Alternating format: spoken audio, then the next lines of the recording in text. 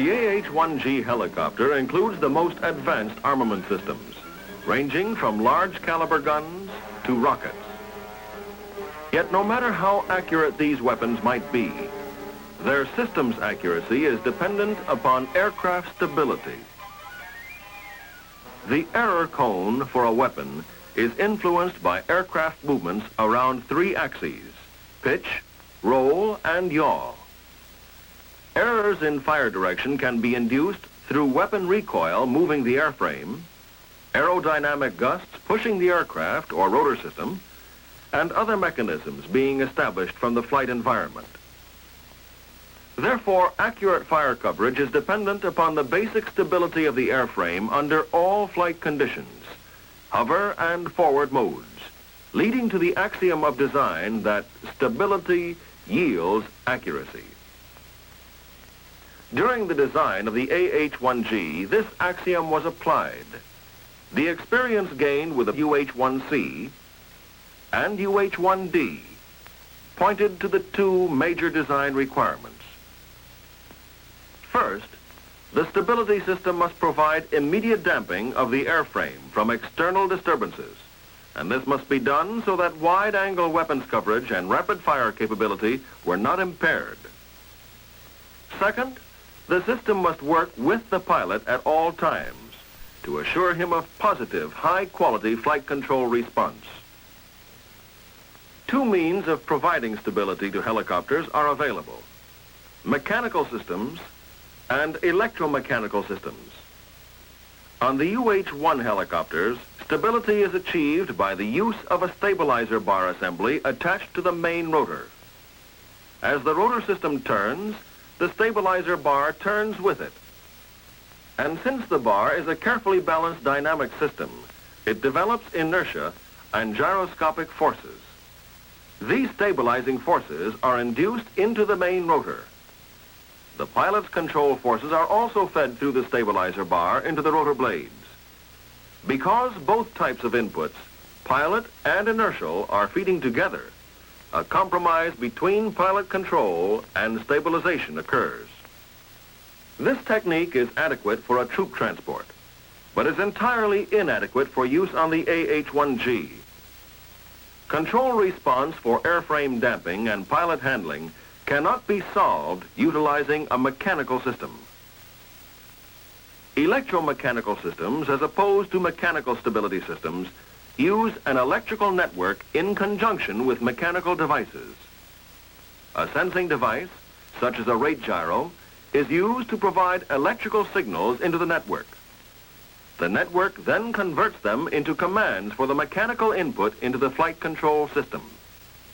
This is done in addition to and concurrent with the inputs made by the pilot. There are two categories of electromechanical stability systems: single loop, usually called ASE or automatic stabilization equipment, and multi-loop type, often called SAS, for stability augmentation system. Neither one of these is an autopilot system. An autopilot has a completely different function. Dismiss this term entirely. A multi-loop stability augmentation system is used on the AH-1G. It provides for airframe damping and also allows the pilot to override the system commands if he desires. Airframe damping occurs in a similar manner to a single-loop system, but the override feature utilizes an extra electrical signal network. The SAS system is integrated with the conventional helicopter flight controls to provide three-axis stabilization and control of the aircraft. Three basic loops are used in the system: the rate gyros, the control motion transducers, and the actuator feedback transducers. In order to better understand the components of the SAS, it is important to understand what a transducer is. The role of a transducer is to convert one form of energy into another. For instance, a photocell is a transducer. It converts the electromagnetic energy incident upon its sensitive face in the form of light waves into an electrical current. Likewise, a potentiometer is a transducer. It can convert mechanical energy, measured in the form of a change in length, such as the movement of a piston, into electrical energy, or as a change in voltage through its circuitry. Transducers allow mechanical motion to be interpreted electrically. The SAS is a three-axis stability augmentation system. Therefore, it is integrated into the cyclic and directional aircraft flight control systems. The first is the fore and aft cyclic control for aircraft pitch changes. The second is the lateral cyclic control for control in roll. And third, the directional control system for changes about the yaw axis. Pilot inputs through the cyclic stick and rudder pedals, whether in pitch, roll, or yaw, all feed through the SAS system. It is important to realize that when the SAS is turned off, the flight controls operate in the conventional manner. With the SAS in operation, an additional mechanical input to the pitch, roll, and yaw flight controls is added to each. Let's move on to the SAS trainer, where the functioning of the individual components can be better understood, since there are no other elements to distract us.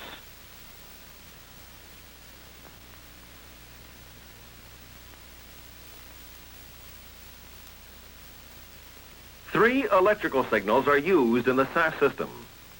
The first comes from the control motion transducers, located in three separate spots within the aircraft push-pull mechanical flight control system.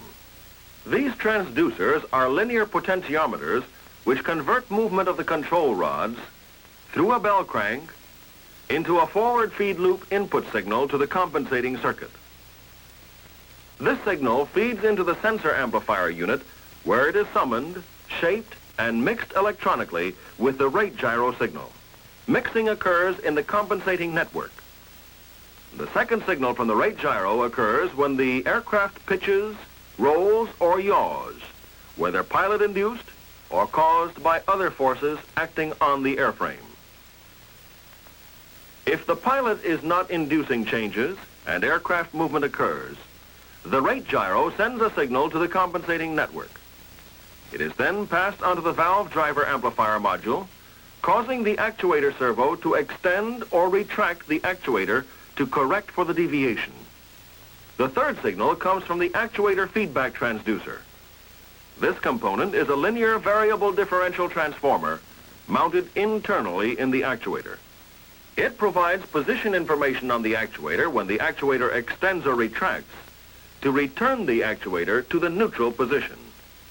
All three of these signals, rate gyro, control motion transducer output, and feedback transducer output, are fed into the sensor amplifier compensating network, where they are processed and provided as a correction signal to the valve driver amplifier and the servo valve.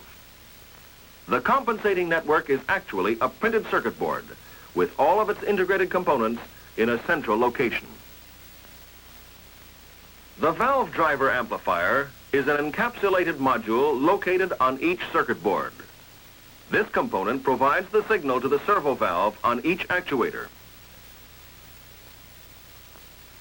The servo valve is an integral part of the actuator.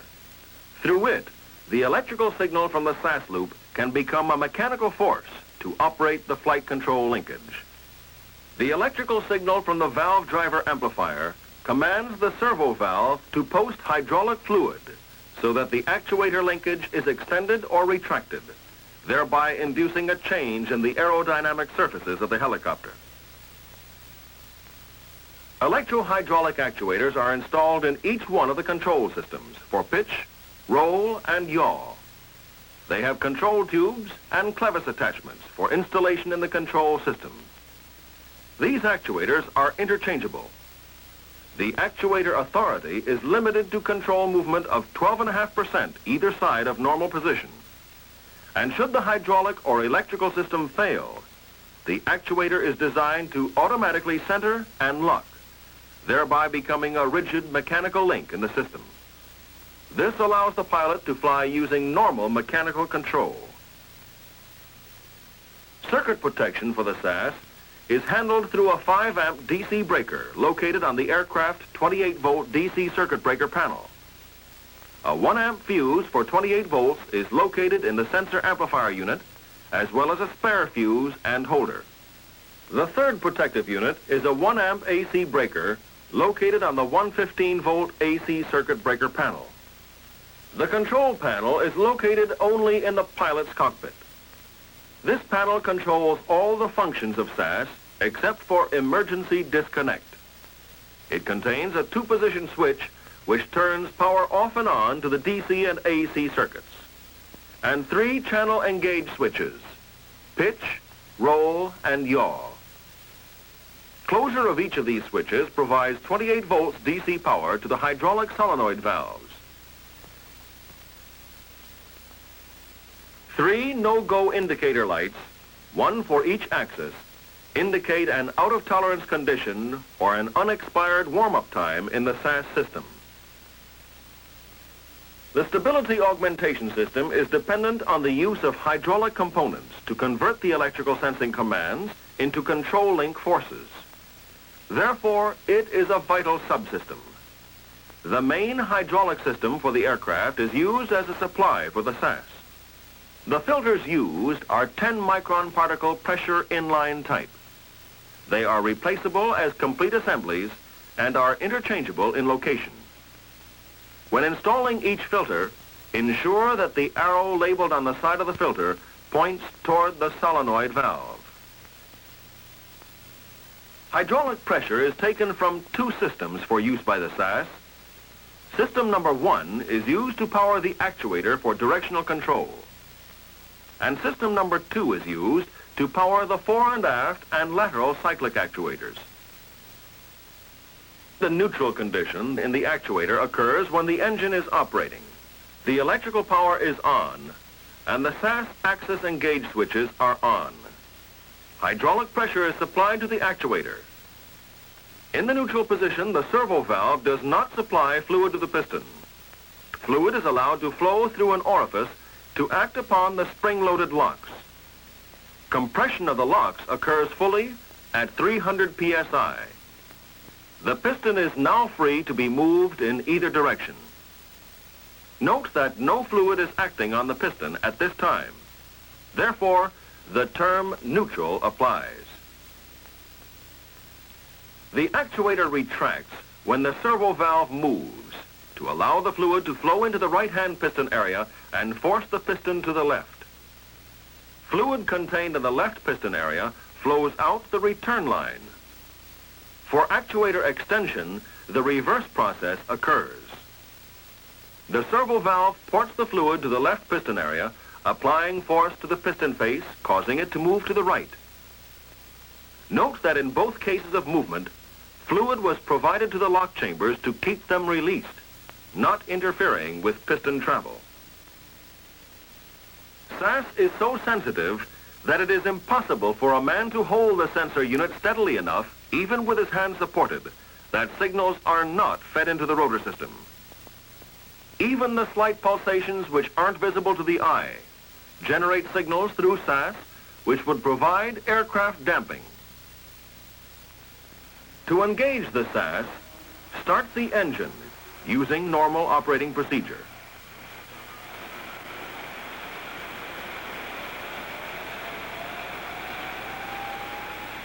After the engine is stabilized, turn the electrical control switch located on the control panel to power. The 3 no-go lights will illuminate and remain on for 15 to 60 seconds, at which time they will go out. The system may now be engaged by switching the axis switches to pitch, roll, and yaw. The system is now functional. In order to disengage the SAS, all 3 axis switches should be moved to off, or the emergency disengage button on the pilot or gunner cyclic grip may be pressed momentarily. Neither one of these steps turns off the electrical power, but simply disconnects the hydraulic power, causing the actuators to become mechanically locked. The entire SAS system, electrical and hydraulic, can be disengaged by turning the power control switch to off.